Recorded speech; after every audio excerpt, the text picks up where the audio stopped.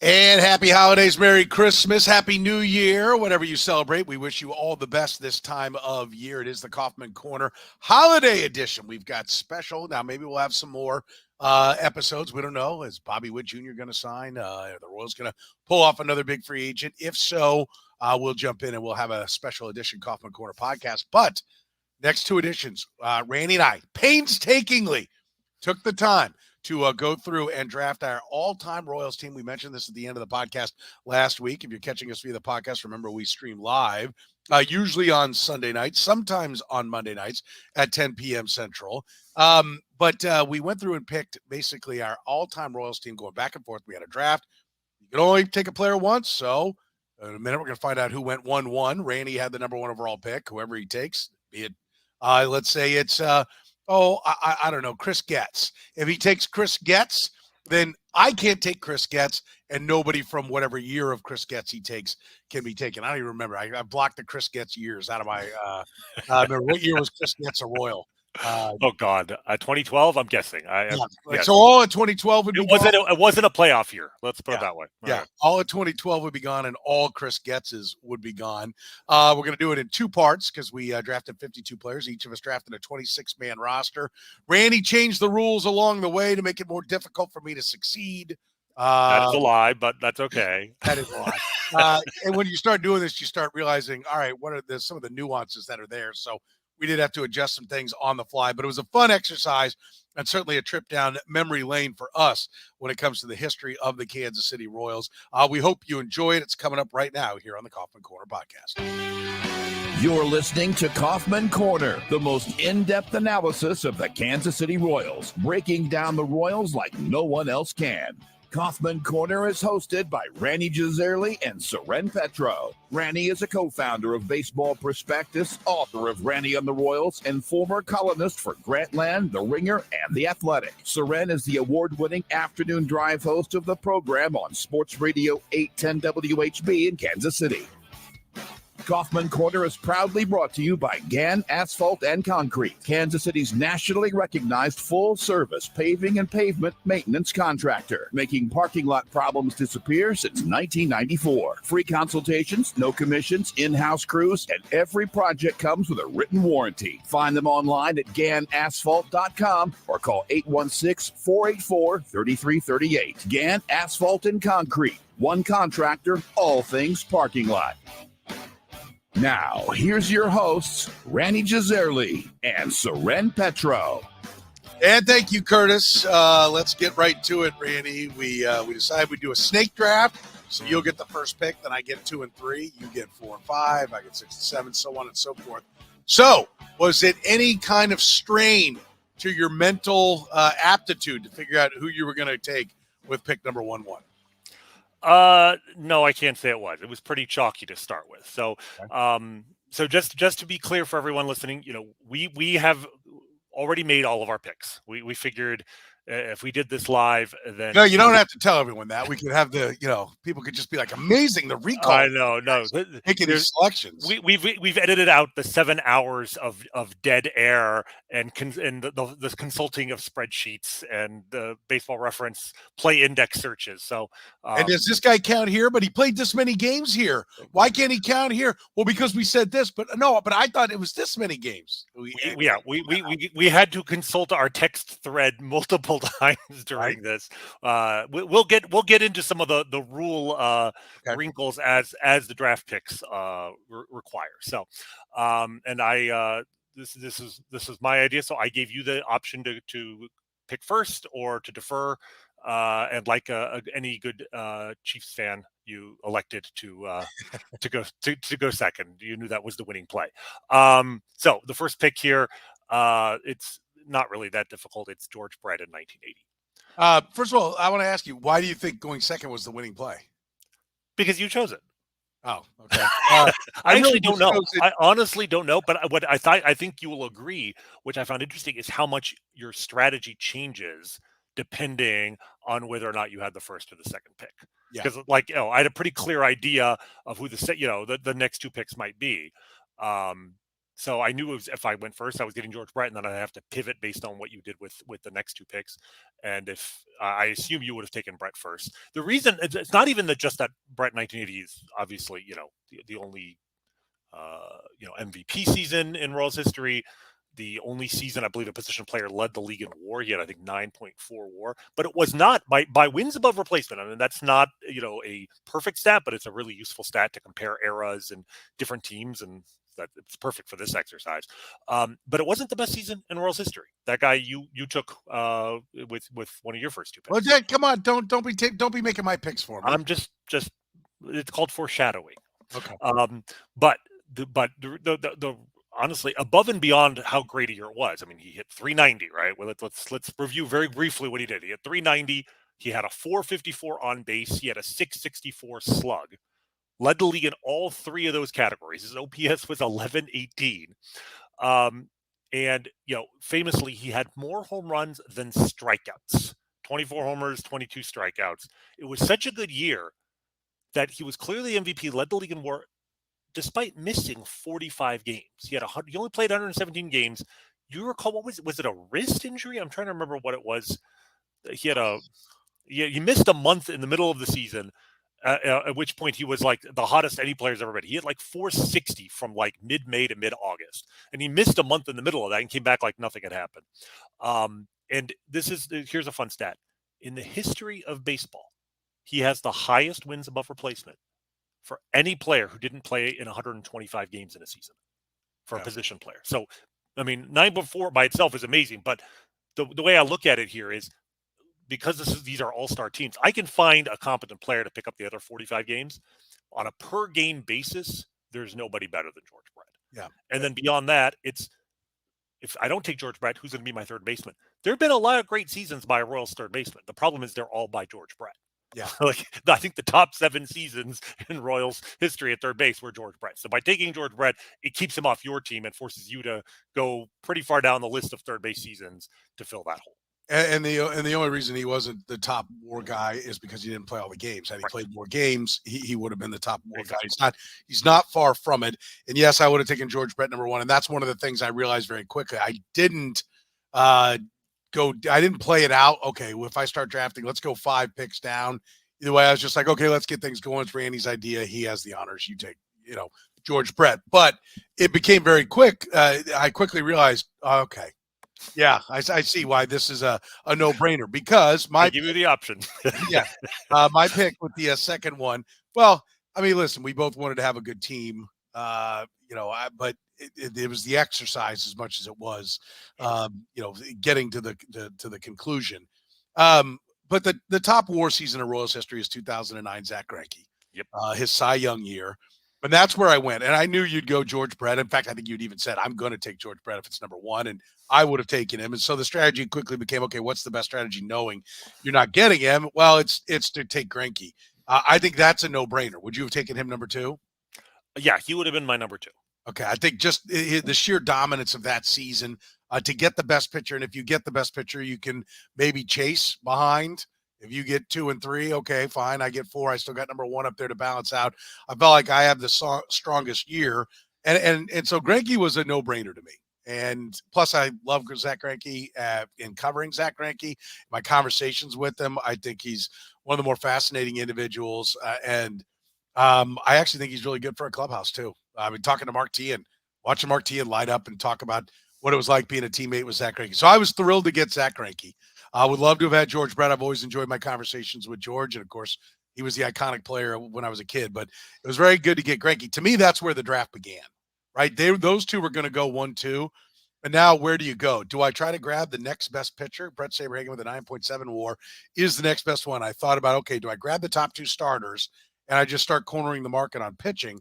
I thought, well, then you could grab the next 2 best position players, and that puts me in a spot, right? So I was a little bit concerned.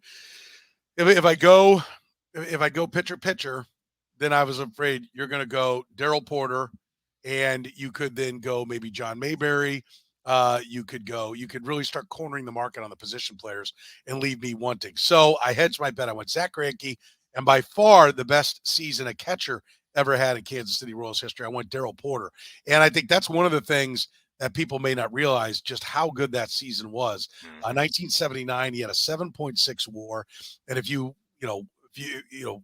I think back then he didn't get near the credit he deserved because on base percentage wasn't given the credit that it deserved. But he had 121 walks as a catcher. He led the league as a catcher in walks as a Royal. Led the league. That's just how different things were back then with him. And he 291, 421, 484, a 905 OPS, and somehow he was ninth in the MVP. He probably deserved to be higher, but with George Brett sucking up a lot of the oxygen for that team back in those days. But I was thrilled to get Darryl Porter. I'm like, okay, I have by far the best catcher. I knew you were probably going to get Salvador Perez unless I wanted to get crafty and take that from you. And I was willing to make that trade-off. It also meant that I probably wasn't going to take a catcher, so you could let Salvi sit there. This is where the strategy starts coming in. Well, that's where some of the gamesmanship and the mind games came in later when we were both worried the other person would screw the other guy over. So, but I think I would encourage everybody to go back and look at the 1979 Darryl Porter season. It was absolutely fantastic. Led the league in sacrifice flies as well. 10 triples. As a catcher. 20 home runs in an era where 20 home runs was a big deal. And 121 walks to just 65 strikeouts. I was thrilled to get Darryl Porter. Yeah, no, and I'm looking it up. He threw out 47% of base runners who tried to steal. This is not a hit first catcher. He was an all around stud. So you took Porter. It's interesting because on I kind of ranked the top guys on my list. And my second pick is the fourth pick overall. It's the guy I listed third ahead of Porter. I had Porter fourth, but looking at it afterwards, I realized you made the right move because if you had left me Porter as an on-base guy to be ahead of George Brett at catcher, like that, I was already like salivating at that lineup. So no, Porter was the right move there. And the fourth pick in the draft, my second pick, Brett Saberhagen in 1989. So Brett Saberhagen and Zach Greinke, identical 2.16 ERAs. These are the two, clearly, I think, head and shoulders the two best seasons by a starting pitcher in Royals history. They both won the Cy Young Award. Saberhagen actually threw a lot more innings, 262 innings. But the offensive era of 1989, quite different than 2009. So Greinke had a lot more value, especially pitching in front of that unbelievably bad 2009 Royals defense. Like Greinke's value is even greater because that wins above replacement takes into account the defense that he pitched in front of, and it wasn't very good that year. But Saberhagen was an absolute monster. He struggled a little bit in April, and I think he finished like 21-3, some crazy record after mid-May, and just a phenomenal year. He was at his absolute peak at that point. Everyone remembers 85 because he won the World Series. He was the World Series MVP, but he was a clearly better pitcher in 1989 than he had been. Actually finished 20-2 after May 19th. From May 19th on, he was 20-2. So that's my first pick. Okay. My second pick, this is a guy that I was really worried you might take, and I think you would have if I hadn't. So I'm so thrilled I took him. It's my favorite Royal ever. It's Kevin Appier, 1993. And he didn't win the Cy Young Award, but he absolutely should have. He led the league in WAR. He finished third because voters back then were obsessed with wins and losses. But he only went 18-8, which is still a great record. Had a 2.56 ERA, led the league. Just an absolutely monster pitcher. Was a monster pitcher for 8 years in a row, from 1990 to 1997. This was his best season. So happy to have him. I basically have two of the three best pitching seasons in Royals history now. So I'm very happy about that. I would love to have had Kevin Appier. But one of the things I felt like was I could get 95 cents on the dollar, maybe, if I didn't have Kevin Appier when I came back with the pitching, because I thought, okay, let's see where Rany goes. I think he might grab the next two pitchers. If he does, Mark Gubicza was there. That's one of the reasons it made it easier for me to take Darryl Porter back at number two. And I did take 1988 Mark Gubicza, who was just an absolute horse that year. He was third in the Cy Young voting that year, 269 and 2/3 innings that year for Mark Gubicza on 35 starts, a 2.7 ERA, a WHIP. I'm a big believer in WHIP being as strong an indicator as FIP or anything else could possibly be. 1.187. He struck out 183, did walk 83, but only allowed 237 hits in those 269 innings. Best looking guy in Royals history too, probably. I picture the flowing mullet coming out of the back of the hat, the curly mullet. Nobody ever wore the mullet better. I remember sitting in right field when he would warm up in the bullpen and before the games, and it was always a good time to sit in right field GA if it's a Mark Gubicza start, because all the pretty ladies came out to holler down to Mark Gubicza during warm-ups and try to catch his attention. By the way, in subsequent years, I've met Mrs. Gubicza. She is a more lovely individual than Mark is, by the way. Beautiful lady, and everybody agrees one of the nicest people that I know. I know a lot of the clubhouse guys from those days, and everybody raves about both Mark and his wife. And so just great people. So I was thrilled about that. I always like good guys on my team. And Gubicza is as slick a guy as it gets. And so I figure I got another workhorse. I got my big innings guy. So I'm in pretty good shape by grabbing Mark Gubicza. Now I want to get back to the position players. And so I took Amos Otis. And I think Amos Otis for the younger folks, and he's just the beginning of I remember being at the ballpark, AO, the old stadium, putting up AO and everybody chanting that. But I can't tell you that I really remember any specific plays. But in 1978, he was absolutely fantastic. Finished fourth in the MVP, a 905 OPS, 380 on base. That's one of the things I wanted to make sure that I was keeping my on base strong, because we're going to try to have some computers play this. So I was thrilled to get Amos Otis, and there's some great debates about how good he was defensively. 22 home runs, 7 triples, 30 doubles. Just a great year. I'm thrilled to lock down at this point. I know I've got one of the great center fielders. Yeah, it's hard to argue with either of those picks. Otis, the Royals have had a lot of really good center fielders, and we'll get into that how that affected strategy here shortly. But Otis in '78 was about as good as any of them have been. I mean, you think of what. For younger players, similar to like peak Lorenzo Cain in terms of the kind of player was. He could do everything pretty well. Wasn't an elite power hitter, but a good power hitter, and did everything else elite. But in the context of that time, the late '70s, the offensive numbers were lower, and his numbers stand out a lot more.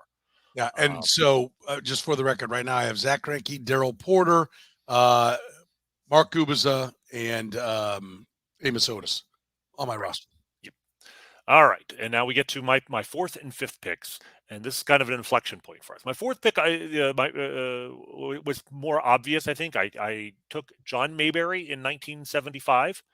I wouldn't have expected to take a first baseman this early, but you think about a lot of good seasons by first baseman, but not a lot of great seasons by a Royals first baseman, especially if you take out late career George Brett when he moved to first base, and he's not eligible anymore. So, or because again, once you take a player, he can't be taken at the end of the year. And I will tell you, as soon as you took John Mayberry, I was like, ooh, because there is depth of center field that's there. I'm like, I had a little buyer's remorse because I thought you would go someplace else, because I didn't think you'd prioritize center field. I really thought you might go with a shortstop, trying to get the premium positions lined up. Mm-hmm. And so I was a little surprised when you went Mayberry, and I had a little buyer's remorse that maybe I should have gone there when you look at the difference between the other first basemen. Well, when you think about a 2-player draft, it's really, if there's one player that stands out, if there, even a position, we'll get to shortstop soon, but if we had this draft a year ago, I think one of us has already taken a shortstop.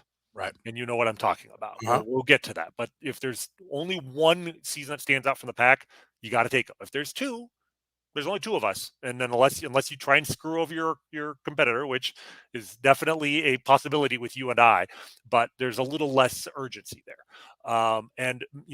Again, a lot of good first base, but Mayberry in 75, there's nothing quite like it. He hit 291, 416 on base, led the league in walks. It's actually the second time he did that. A Royal led the league in walks 3 times in the 1970s. Never happened since, but there was a time when the Royals prioritized plate discipline. You'll also notice there was a time when the Royals made the playoffs all the time too. So it's probably not a coincidence. But 119 walks, 34 home runs. His OPS plus was 168, which led the league. He was the best hitter in the American League that year. He was worth 7.2 WAR He was, the numbers, he was a decent defensive first baseman at that point. Later in his career, the defense really fell off. He aged poorly. He was only 26 at the time, but at that point, he was maybe the best hitter in the American League. He's left-handed. He's a perfect complement for George Brett. I was happy to get him here. Yep. And then with my next pick, and this is where, looking back, if we had to do this over again, maybe I wouldn't make this pick. We've seen where you went with your next two picks, but I was putting a priority on lineup balance, and I wanted to make sure I had a fair number of left-handed hitters. And I also wanted a two-way player, got to play great offense, great defense. So I went with Alex Gordon in 2011 when he was, at his peak. He had 303 with a 376 OBP and a 502 slug. That was his first year in left field where he was an absolute revelation. He won the Gold Glove. The Baseball Reference gives him 19 runs above average in left field. I mean, an absolute dominant defensive player who also was one of the best hitters in the league too. 45 doubles, 23 home runs. He got a few MVP votes, which at a time when the Royals were so bad, that itself was impressive, but worth 7.3 WAR. The best season by a left fielder in Royals history.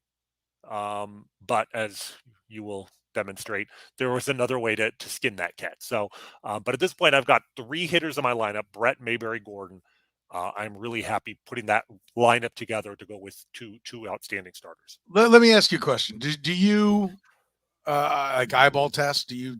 Does Alex Gordon look like the value eyeball wise that the numbers always loved him defensively in left field? I do eyeball. I actually think, your eyes can deceive you. And I think one of the nice things about the numbers is sometimes forces you to take a second look at, what players, what am I missing? What is it maybe I hadn't picked up on? And Gordon, one of those guys, because early on the numbers were so good. It's like I watched him with a different, a different set of eyes. What is he doing that would lead to these numbers? And that's when you realize, okay, first the arm itself. He's one of the best throwing arms of any left fielder really in modern Major League history. That's the thing. He had a right fielder's arm in left field. And that's value. I don't think we appreciate how valuable that is because guys are always trying to score. With two outs, you're going to go on a 50-50 ball to home plate. And if you got a left fielder who can turn 50-50 into 40-60 or 30-70, throwing out a guy at the plate is worth a run and an out. It's a huge, huge play. But beyond that, his first steps were so good. He had such good reaction times and always took such a direct route to the ball that I'm comfortable with the number saying that he was maybe the best defensive left fielder in baseball for a time. So it's at this point where you take Gordon with the 9th pick that I go, well, wait a minute, I think Rany just made a mistake here because one of our rules, just so everyone understands, and we kind of had to, like I said, some rules came on the fly. This one we had talked about beforehand, and that is like George Brett. We should point out you only get the 117 games. He can only play 117 games. So you got to have the full team. Yeah, you were going to have to find 45 more games of third base to fill out. You don't get to count him for 162. You only get to count him for 117. A brilliant 117 as he was that year. And so at this point, I'm like, okay, well, there were 3 center field seasons that really stood out, right? Or 3 players that really stood out and that were hands down. And so to me, when I got Amos Otis, my thought was you would either take both of the other 2 center fielders, but you had to take one.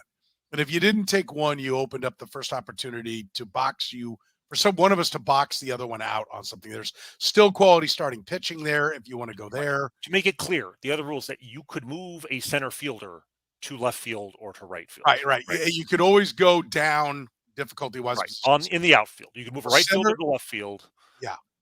Right. But you could not move a left fielder to right or center. You could not move a right fielder to center. But which is one of the reasons why Gordon wasn't that high on my list because he could only play left. Right. And you had to have, 10 games minimum, I think, to be able to count it as a position. That's when we get to the middle. Well, you were limited. Where you and I ended up with rule squabbling was you were limited to the number of games. This is something we didn't make clear until mid draft day. You were limited to a position to the number of games you played at that position. So if you played, let's say, part of the season left, part of the season center, you could not play the full season in center. You could only play the part. The harder position. Harder position, but you can play the you can play the easier position, right? But the harder position, you were limited to the number of games you played at that position. That comes up here. That factors partly into why I didn't feel as much urgency for center field as you sensed. and I'll take the blame on that because it was my idea and I wasn't clear about the rules. You boxed me in here, but go ahead and tell them what you did. So when you took Gordon in, that's why I had Gordon down, because he can only play left. Right can play right and left. Center can play center, right and left. And so, number one, defensively, I don't know how a computer is going to figure this out, but if you have 2 center fielders, you're better. If you have 3 center fielders, man, what an outfield that you got right there, right? So I even texted you. I said, well, you made a mistake here, right? Like, this was the first mistake. So where I went was then Carlos Beltran in 2001 and Lorenzo Cain in 2015.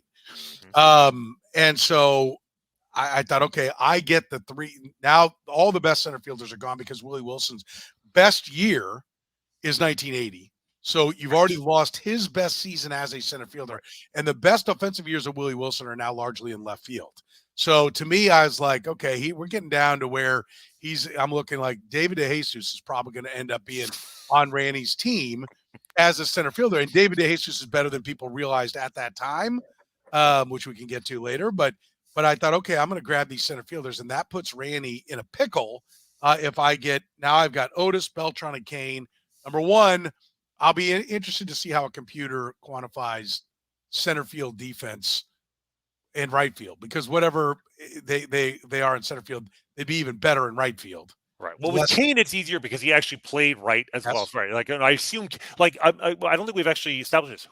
What is your defensive alignment here? So if I were to line it up and talking to people, just because I would tell people that we were doing this, we did this over days, a number of days as we would just text back and forth, and when we'd have our pick ready. And I remember talking to Curtis Siebold, who, is the voice you hear at the beginning here. I talked to my buddy Kurt Nelson, who's the proprietor of the Hall of Fame. You brought Kurt in? That's not fair. I didn't bring him in for advice. I would tell him what was going on. He was interested in what we were doing. And I said, how would you line these guys up? I said, I don't really care, but what do you guys think? Curtis is a little older than me. He remembers more of Amos Otis actually playing than I do. And for me, I said, I'm going Beltran in center. I think Beltran is better than whatever his numbers say. I think he was the most fluid, smooth, everything at the wall. He caught. There was never like, oh, wow, he got back to the wall and didn't catch it. He caught everything at the wall. I think he is underrated as a defensive center fielder. So I said Beltran in center, Otis in left, Cain in right, because he did play right field, would be the alignment that I would do. And I defy any ball to fall in on that. Like George Brett, by the way, against this team is batting 270 because you can't get a ball in. On that outfield. That's and I also felt like, okay, he's going to struggle to find a center fielder. I'm going to chase pitching because my assumption was you would grab some pitching. And I got that right, because Busby, Cone, Dennis Leonard, Charlie Leibrandt, there are 4 guys. I'm like, he's going to go after the pitching. We'll see how much he goes after. But I like the idea that I now had you chasing the outfield, because I also was somewhat lamenting not having John Mayberry. So I'm like, well, I got to push the advantage there. I've got the advantage in the outfield. Let's own it. Yeah, no, it definitely. This was the moment. It's like, oh, this draft is not going in the direction I expected it to. With you taking all. What did you think I was going to do? Well, my part of it also was my feeling was I had my backup plan in center field. I knew this was always a possibility, but my backup plan was Johnny Damon.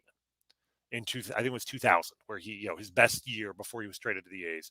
But as you pointed out, he played, I think, like 67 games in left and 69 in center. So, I mean, yeah, technically a majority in center, but like once we established later that it's like, okay, well, he can basically play half the season in center. I'm like, well, I can't take a high draft pick on not even a great player, an adequate player for half the year, and I still have to fill in the other half. So that's when I was like, oh, okay, I'm going to have to fake center.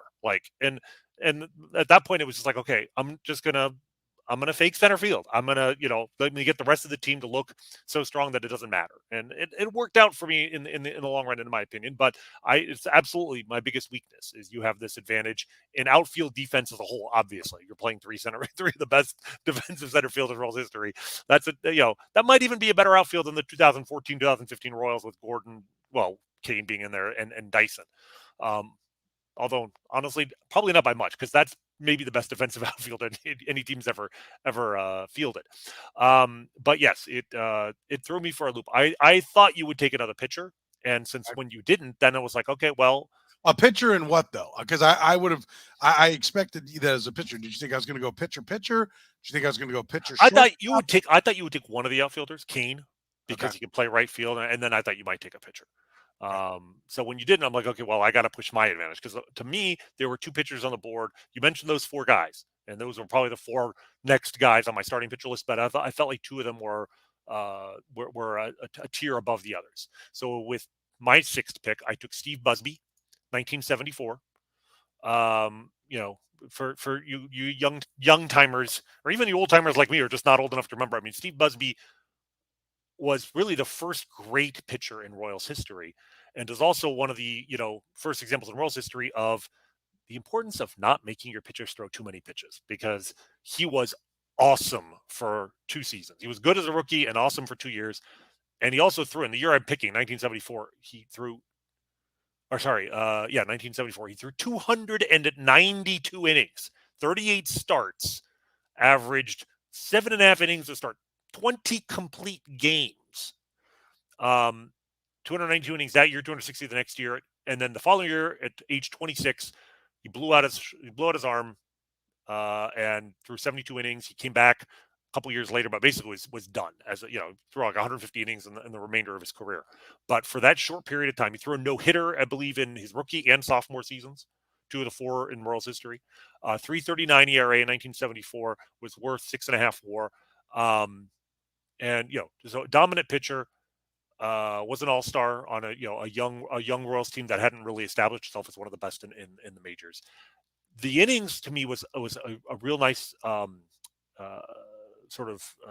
extra advantage. It allowed me to take the next guy, which is my 7th pick, and that's David Cone in 1994.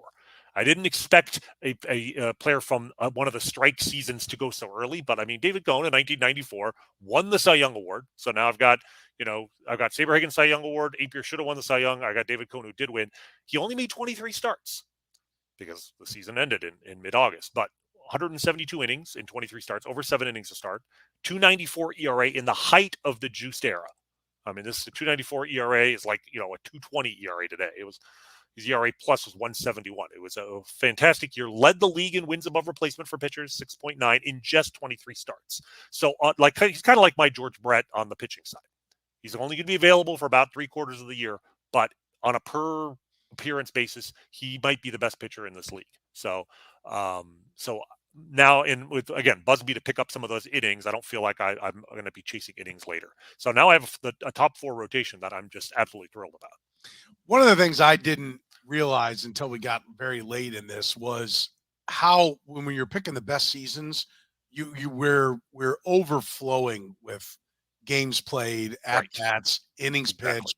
And had I recognized that quicker, if I did it again, I would bump Cone's season up. Like this is a really good pick right here, I think, for you to get him.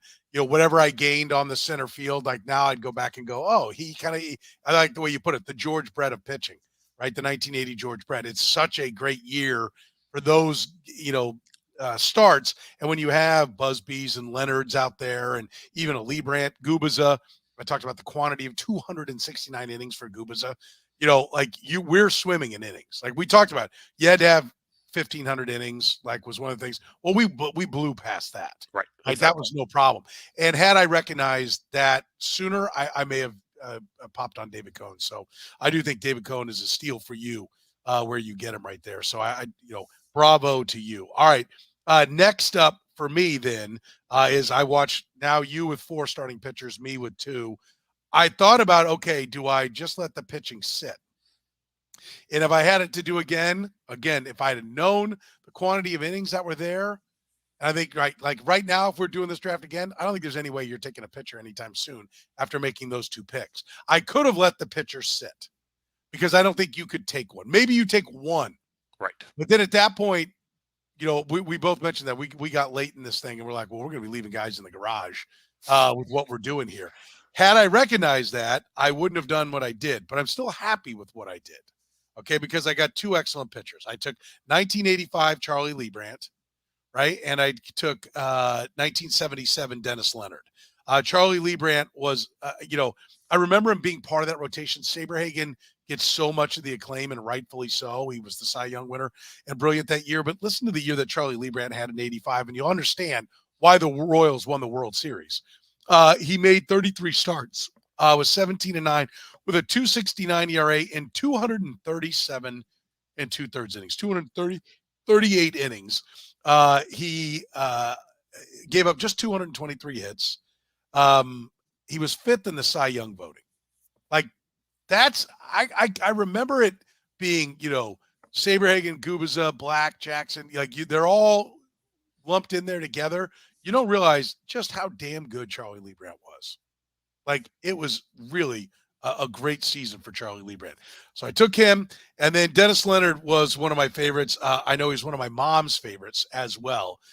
Being a kid and being introduced to Royals baseball by my mom, Leo, and just I remember fans loving Dennis Leonard. So I loved Dennis Leonard as a kid, even though I didn't really understand how brilliant he was.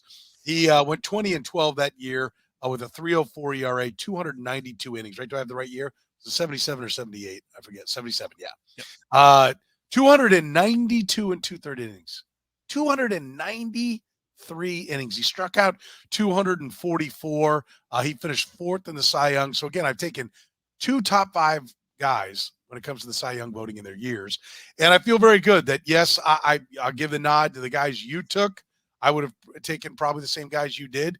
But I feel like, okay, now I'm cruising to the innings. And I feel like I can do whatever I want with my position player. But I will say that at this point in the draft, I'm like, as I look back on it, it might have been okay to let you even take one more of these guys, nail down your top 5, because I think I could have come back with some other pitching and maybe really had you on the run when it comes to the position players. But I'm still very happy to have Leibrandt and Leonard.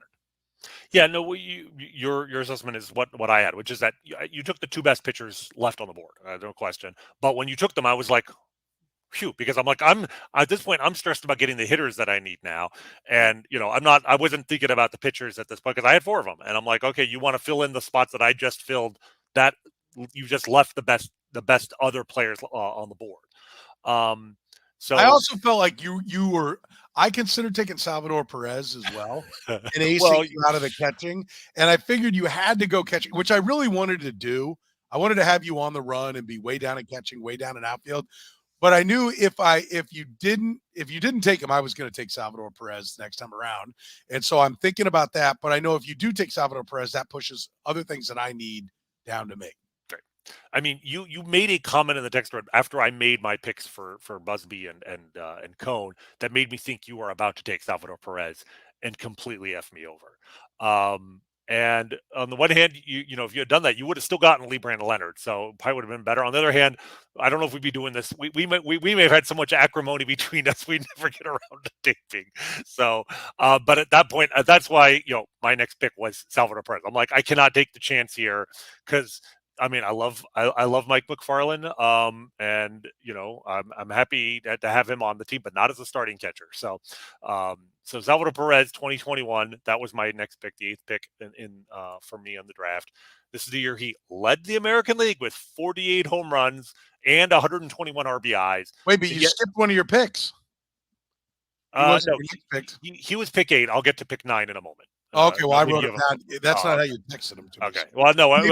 Maybe your text came in. Well, no. You know what it was? Well, actually, my original 8th pick was Johnny Damon. This is when we had the rules clarification where I realized that I could not play Johnny Damon in center field every single day, and so I wiped off that pick. Salvi moved up from my 9th pick to my 8th pick, and I made a new 9th pick. So we'll get to that in a moment. But yeah, Salvador Perez. Now the one thing is he did DH like 30 times this year. He played 161 games. I can't catch him 161 times, but he's still starting catcher 3/4 of the time. He gives me the right-handed balance to the lineup because I have 3 left-handed hitters, and I knew that most of the remaining players up the middle infield, the catcher, it's going to be a lot of right-handed hitters. That's one of the reasons why I took lefties earlier on. And I've got on-base guys in Brett and Mayberry and Gordon. So the fact that Salvi only had a 316 on base is okay. You had a 544 slug, and again, 48 home runs from your catcher. It's not Darryl Porter quality. He was still 5.5 WAR. And I think he led the league that year with 44%. Throwing out 44% of base runners, which in the context of 2021, probably more impressive than Darryl Porter in the 70s when, slow catchers would try stealing bases on blown hit and runs. And I mean, something like 35 to 40% of base runners league wide were thrown out. And, although Daryl Porter's recording more outs at that percentage because more guys are running. That's true. There's more people running. Presumably, if you and I are the ones managing these teams, we're not going to be letting our slow guys try for second base. But it is amazing to look at 8 steals, 9 caught stealings. Like when you look, this is why I started a career as this is why we started Baseball Prospectus, because teams were doing stupid all the time. It was ridiculous. Like, guys are getting thrown out 60% of the time trying to steal. Why are you doing this? Anyway, that's another podcast. So Salvador Perez is my 8th pick. And at this point, I've got 4 starters. I'm like, we both have 4 starters. I'm like, there's no pressure to get a 5th starter, anytime soon. But at the same time, I'm looking at all the other position players, and I'm like, there's no one that stands out so far that I have to have them. I had to have Salvador because I knew you were going to screw me over if I let him go any farther. But I didn't need one. And I start looking at the bullpen, and, there's a lot of different ways you can go there. But ultimately, I'm like, I have a chance to get Wade Davis here. And, that is Wade Davis in 2015. Wade Davis is gone because you took Lorenzo Cain from that year. But Wade Davis in 2014 was maybe better, just as good, famously, 72 innings. Let's read this out real fast. 72 innings, 38 hits, 8 runs, 1.00 ERA, 23 walks. That's his weak spot, his control. Only, 23 walks in 72 innings is the only black mark on his resume. 109 strikeouts and 0 home runs. All right. That is one. It's not just one of the best relief season Royals history. It's one of the best relief seasons in the history of baseball. There's just no way around that. This is my favorite stat that I researched for this. So that year, 72 innings, Wade Davis, no home runs. All right. Since 1980, no American League pitcher has thrown that many innings and not allowed a home run. But here's the fun part. Only one other pitcher from 1980 till today. There's only 2 American League pitchers who have thrown 70 innings in a season and not allowed a home run. Do you want to guess who the other one is, real quick?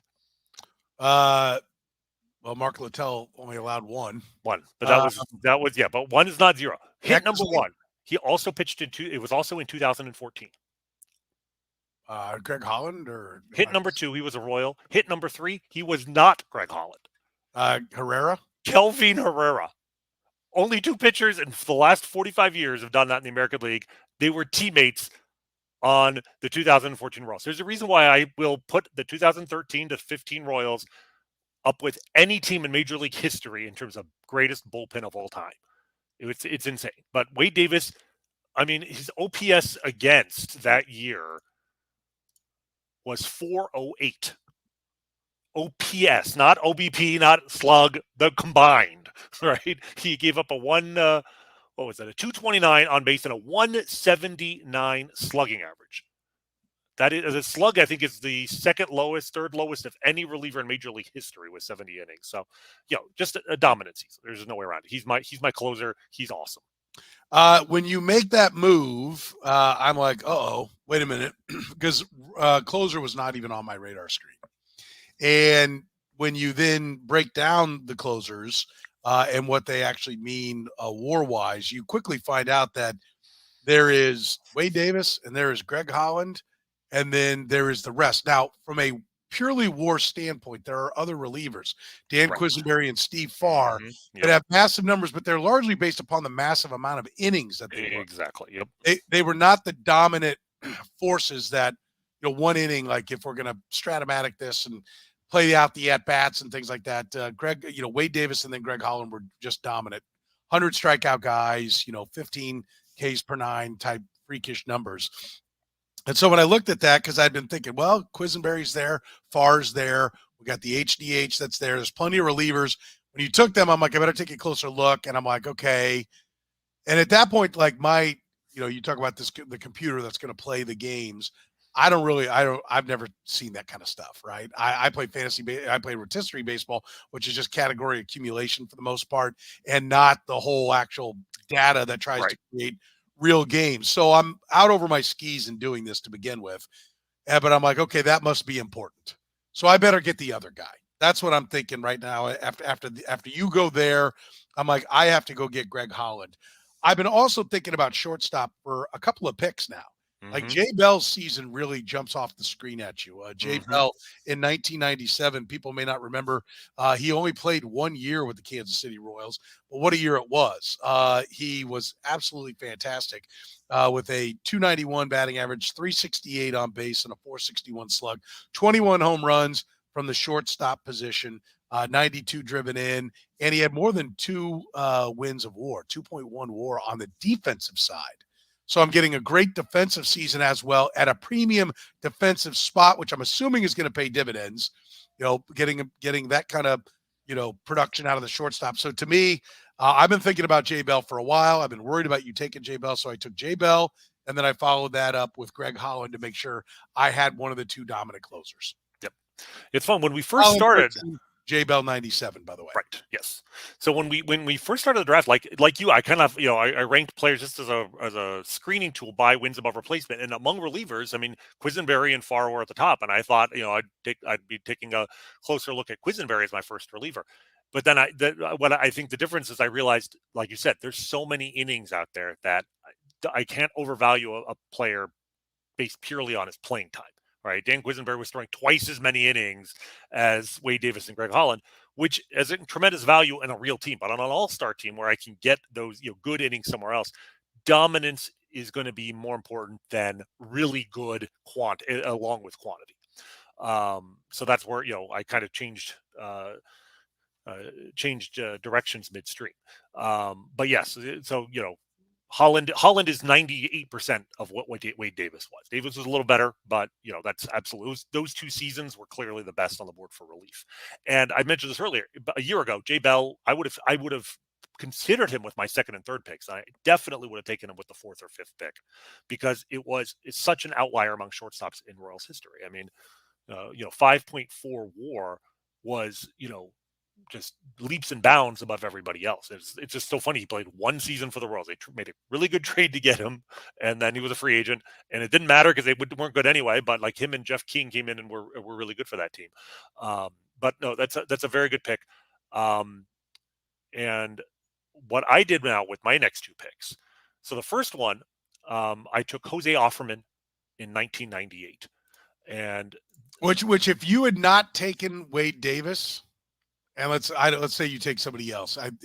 I'm taking Bell and Offerman right there. Okay, I was wanting to get both of those guys, so I was a little sad when Offerman came off the board. Yeah, it's the best. It's the best year by a second baseman. The Royals have had a lot of good seasons by second baseman, but he was the top with a 5.3 WAR. And what reason I love him, above and beyond that, it's very on base heavy. I mean, he hit that year 315 with a 403 on base and a 438 slug. But it's the on base 400 on base from a middle infielder. I've already got all these thumpers in my lineup, so I have got basically an ideal leadoff guy. And the WAR says he wasn't the butcher that the Royals painted him as. Right. They ended up moving him over to first base not long after. Well, remember, he came over as a butcher at shortstop. He was a terrible shortstop, and the Royals handled him really well because they moved him to second. His first season they moved him. They had him play second and on first. He was an amazing first baseman. The numbers say he was like Gold Glove caliber. That's why, if you recall, last year when we put together our All-Star Royals team, where it's not from one season, but for their career as a whole, I actually had him as like one of my last bench guys because he could. I think Mike Sweeney might have been my first base. I needed a good defensive first baseman. I'm like, Jose Offerman can fill over there. But he was so good in his first year that they moved him to second base and made him. He was a full-time second baseman. Didn't play anywhere else in 1997, 1998, and the numbers bear out that he was a basically average defensive second baseman. He's not elite, but decent, great on base, switch hitter, which again, I really like having the lineup balance here. 45 stolen bases. He just has the perfect leadoff. I got a leadoff guy. He only hit 7 home runs. He doesn't have power, but everything else about him, I need somebody, because George Brett's batting second for this team. That's where you put your best hitters now. It's not where he played for the Royals, but he'll bat second. I need a guy who's on base for all those doubles that George Brett's going to hit. So Jose Offerman was my first pick. And then with my second pick, the reason why I didn't take Jay Bell 5 picks earlier is because Bobby Witt Jr. in 2023 had the second truly excellent season by a shortstop in Royals history. To remind everyone, 276 batting average, 30 home runs, led the league with 11 triples, 49 steals, almost the first 30-50 season in Royals history. So certainly the first 30-30. And here's the thing. By WAR, he's 4.4. He's 1 win below Jay Bell. And when we started the draft, I was planning to take Jay Bell, and I would have taken him earlier. But when I thought about it and looked at it more, I realized the reason why he's 1 win below Jay Bell, by Baseball Reference, he is actually still a below average shortstop. They rank him as 6 runs below average at shortstop. And this is using the metric defensive runs saved, which is the same metric that had him as 22 runs below a year ago. This is the reason why I was so skeptical of him ever being an elite, or even an average defensive shortstop. And it's a good metric for historical purposes. It's an excellent metric, but we have, the stuff from MLB, Baseball Savant, outs above average. We have other metrics that take into account how hard the ball was hit and the angle. So like a guy wasn't making plays because the ball is just being rocketed past him because the pitching sucks. We have ways to account for that. And that's the metric that had Witt as not terrible, below average, but not terrible as a rookie, and had him as one of the best defensive shortstops this year. So if we're looking at real baseball, if we just credit him with being an average shortstop, he's almost even with Jay Bell. If we credit him as being an above average shortstop, which I do think he is, then he's at least Jay Bell's quality in terms of the season, if not better. So that's why I felt like I can take either one of these guys. Once you took one, it was my cue to take the other. Right. I took Jay Bell. I was very happy with it. Low on base, but again, I got guys at the top of the lineup. I got Offerman to be at the top of the lineup. Witt's going to bat 7th or 8th and not get on base a ton, but he's going to hit me a ton of home runs for a shortstop.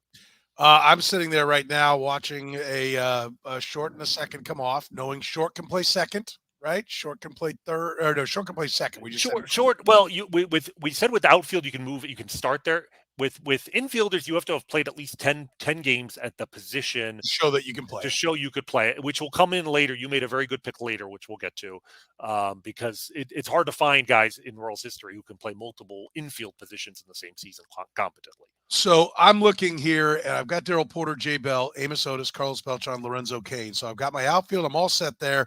Catcher, thrilled. Shortstop, I'm thrilled to have Jay Bell at that spot.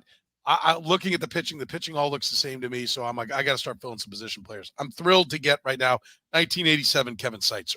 And this opened up. I was a little bit worried you might take Kevin Seitzer. If you did, I'd take Jose Offerman. I really wanted to get Offerman. Seitzer would have been my dream next two if I was able to pull that off. But Kevin Seitzer that year led the league in plate appearances with 725, 207 hits. That led the league. He had 15 home runs, drove in 83, 323 with a 399 on base, and a 470 slug for an 869. He was second in Rookie of the Year too.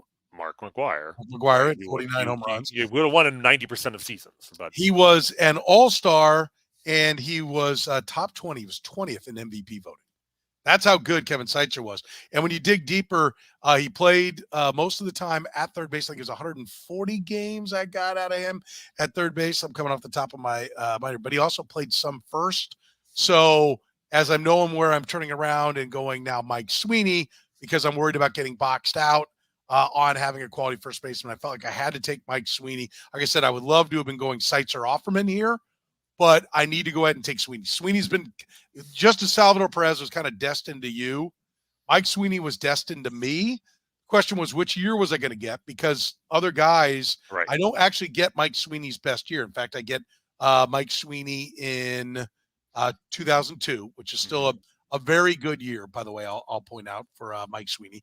In that year, people don't remember, 340, 417, 563, but he only played 126 right. games. He was his best season by just pure offensive performance. It's just He was limited by games played, which, again, is not a big a deal, especially for a first baseman. You can find 35 games to fill in later. Yeah.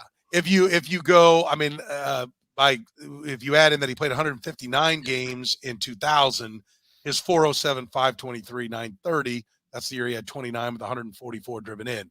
I'm thrilled to get Mike Sweeney here. I know I'm a little rough at first base defensively. Kevin Seitzer being able to play some first base excites me. But I felt like I couldn't wait any longer, or the fact that I had, in my opinion, done a really good thing and taken away all the center fielders from you. At some point, you were going to grab Mike Sweeney. And I was looking at some of the depth. I'm like, there's a reason to go ahead and take Mike Sweeney right now if you're Rany. So I take Mike Sweeney there, and I'm pretty happy with now. I feel like, okay, I'm not I'm not in trouble anymore of being boxed out anywhere. I made sure I got a closer when you got a closer. To me, I was able to react to whatever move you were making. We might find out that makes me second best in everything, and I get crushed when it's all said and done. But I'm feeling pretty good about where I'm at right now because I've shored up to where at this point I only need a second baseman, and there's a lot of second basemen that are kind of the same. So Right. I don't really, I'm not really worried about what you might be able to do. I've eliminated any chance of you trying to freeze me out of anything. So this was an important round for me to solidify myself to where basically play defense and not be vulnerable to you boxing me out of any quality anywhere. Right. No, just like you said it, just like Salvador Perez, I had to take him because you were about ready to, completely screw me over. I probably would have done that with you with Seitzer had you not taken him here, both because if I take Seitzer off the board, you're really dropping yet another level at third base. And Mike Moustakas' best season was off the table already. I think you would have been looking at like, Gary Paul Gaetti Hall or Gary Gaetti as like your best options. So I was ready to screw you over there. Plus I need 45 games at third base. Like I actually need somebody to fill in and to have that's the other reason why I wanted to make sure. I'm like I knew there was a possibility for you to take him because so no, you made the right decision there.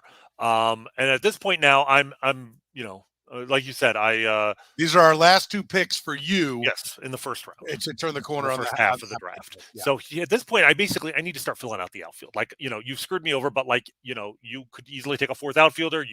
DH is a wide open position. You could take a real DH, or you could take a pretend, a position player and move them there. So, the outfield options are dwindling. There was really one good there was no great center fielders. There was one really good right fielder left. That's who I took. I took Jermaine Dye in 2000. And to review Jermaine Dye that year, his best offensive season, he had 321, 33 homers, 41 doubles, 390 on base, 561 slug. Now this is, the as high offense in era as I think 2000 might have been the highest league-wide scoring, in the American League in the last, 50 years. So those numbers, you can deflate them a little bit, but even if you take some of the air out of them, they're still phenomenal numbers. A 135 OPS plus. And he was a really good defensive outfielder in general. It's interesting, by wins above replacement, he was slightly better the year before, but Baseball Reference makes him a plus 15 outfielder in 1999 and a 0 outfielder in 2000. My feeling is defensive numbers we know don't always even out in the course of a season. He probably was above average in 1999 and maybe a little less above average in 2000, but I don't think he dropped 15 runs in one season. He was probably a little overrated in 99 and underrated in 2000. So based on that, I felt like this was the better year. He was still credited with 4.6 wins above replacement. Again, I've got left-handed hitters in my lineup, so I think adding another right-hander to add balance, Dye's probably going to bat fifth for me. And if I don't take him, I'm looking, Al Cowens is, I think, already off the table here because you took Dennis Leonard. Al Cowens in 1977 was one of the best seasons by right fielder, but we're really running short of right field seasons. I mean, you had the luxury, you didn't have to worry about that. I had to get this pick because I didn't get, or if you took a different player from 2000, I was in trouble. So I took Jermaine Dye with my first pick, and then with my final pick of the first half, one of my favorite picks, actually. By the way, you take Jermaine Dye, and that came over. I can't remember if you wing Bing Bing. I'm like, okay, good. I knew that's where you were going to go at some point, and I'm excited because like what I want to happen, I think is going to happen. Okay, then, I don't know. So I'm curious to know then if this is what happened, if I screwed you over or not. But this is the pick I think I'm happiest with. Is when you rank by wins above replacement by position, right behind Jermaine Dye in right field is a player that I really feel one of the most underrated players, certainly one of the most underrated player seasons in Royals history, and that is Danny Tartabull. And then my heart is broken.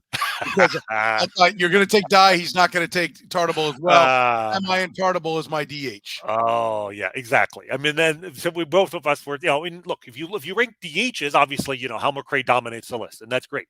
Tartabull, in terms of win above replacements, at 4.4 for this year, which is not as, McRae is slightly higher. But here's the thing: if you break down Danny Tartabull that year, he was a terrible defensive right fielder. He was, for his whole career. I mean, I don't think we appreciated it at the time. There was probably a reason why the Mariners were willing to trade him to the Royals for Scott Bankhead. Great hitter, couldn't field. I don't have to worry about that. That minus 15 and the defensive, I can wipe that off the record. He's a DH. And that year was a monster year. He only played 132 games, but he hit 316, 397 on base, led the league with a 593 slugging. I remember, this is, one of my first years really, really following the Royals. In mid-August, you could make a credible case that he had a triple crown possibility if he finished hot. I mean, I think he ended up third in the league in homers and maybe fifth in RBIs, but he could have won a triple crown that year. A 990 OPS. And again, 1991, this is before the juiced era began. This is not a high offense era.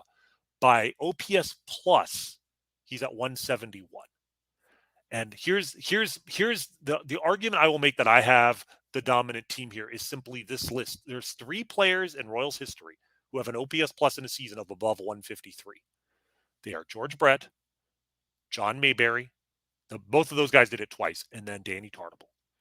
And I have my 2, 3, and 4 hitters, the 3 best hitting seasons in Royals history, not counting the duplicates of those guys.